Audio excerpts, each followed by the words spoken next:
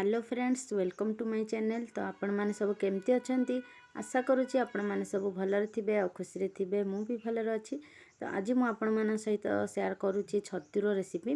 तो एई छतु जो देखुचंती एटा होची श्रावणी कढ़ी छतु आर ना। तो एटा श्रावण मास रे मिली थाए। तो एठी हमर कोन बेसी जंगल एरिया अछि। तो एबे भी एई छतुटा मिली थाउची। तो ये छतु आनी तो मु बनै तो आपण मान सहित शेयर करुँची। आपण मैंने भिडटा को देखु लास्ट जाए। आ भिड भल लगे लाइक करदे, शेयर करदे। मो चैनल जी भी नुआ अच्छा ताहले सब्सक्राइब करदे। पाखरे थिबा बेल आइकन को भी क्लिक करेंगे, जहाँफल मोर जिते भी नुआ नुआ भिडर नोटिफिकेशन आपण पाखे जल्दी पहुँचब। तो चलतु भिड को देखु। तो ये देखु मु छतु को भल भाव धोईकी काटी देइछि। और छतुरे माटी लगी थाउची तो ताकू मु 2-3 थर भल भाव धोई देइछि। तापरे मु एमती काटिकी रखिछि। तापरे एपटे देखंतु मु कड़ाई रे तेल देइछि 1 चम्मच।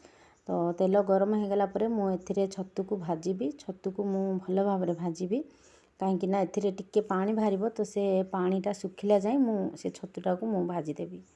तो देखंतु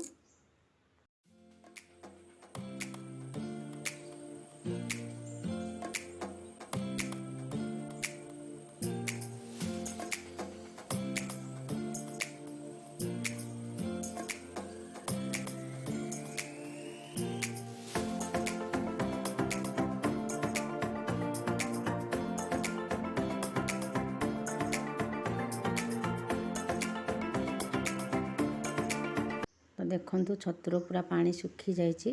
तो इटा बे भाजी हो सारी। तापरे बाहर करदेली छतु को। तापरे बे तेल देदेवी। तेल मु रिफाइन तेल रे बनाऊँची। तो तेल 2 चम्मच देली।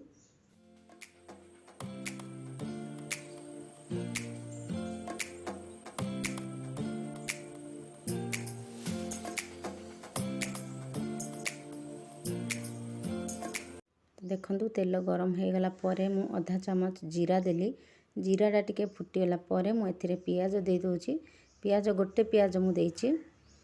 तो पियाजटा को भल भाव में गोल्डन ब्राउन हैला जाए ताको भाजी नेबी।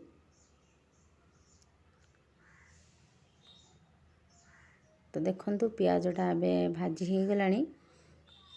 तापरे मु एथिरे मसाला पेस्ट देबी। अदा रसुण और पियाज रो पेस्ट मु करिकी रखिछि। तो सही मसला को देबी एथिरे। तो देखंतु अदा रसुण पियाज रो पेस्ट। तो यही मसलाटा को टिके भल भाव में भाजी नेबी। आर कंचा स्मेलटा गला जाए ताको टिके भाजी देबी। तापरे मु जिते भी सुखिला मसला अच्छी सबू देदेवी। तो देखंतु एथिरे हळदी गुंड, लंका गुंड, धनिया गुंड और जीरा गुंड ये सब मसला को मु दे दोची। तो देखंतु ए मसला को टिके भल भाव में कषि नेबा। एथिरे अल्प टिके पानी दे देबी।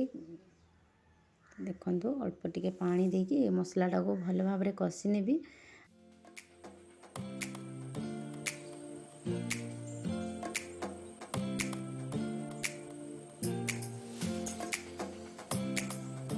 तो देखंतु मसलाटा एबे कषि हो गलानी। तेल केमती पूरा ऊपर को आसी गलानी। तापरे मु एबे दे दोची टमाटो। टमाटो मु गोटे देइछि देखंतु। तो टमाटोटा सिझिला जाए ताको मु भल भाव में कषि देबी मसला संगे। तो देखंतु लूण देदेली स्वाद अनुसार। लूण देले कौन ना जल्दी टमाटोटा सिझी जीव, सेथिपई लूण मु देदेली एबे।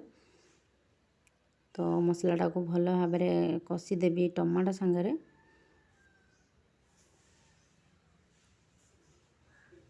तो देखंतु टमाटो एबे पूरा सिझिकी मसलाटा भल भाव में कषि गला। तापरे मु जो भाजिकी रखी छतु से छतु को मु एबे दे देली देखंतु। तापरे मसला संगे छतु को मु भल भाव में मिक्स कर दोची। छतुटा तो ऑलरेडी सिझी जाइछि, ताको आ बेसी सिझेबा को पड़िबनी। तो देखंतु आपको अल्प टिके घोड़े की रखीदेवी 2-3 मिनट जमती। तो देखंतु 2-3 मिनट पर मु बाहर करदेली। तो एबे मोर छतु मसलाटा हो जाइछि रेडी। तो एथिरे मु धनिया पत्र टिके देदेवी। बास हो जिवो मोर।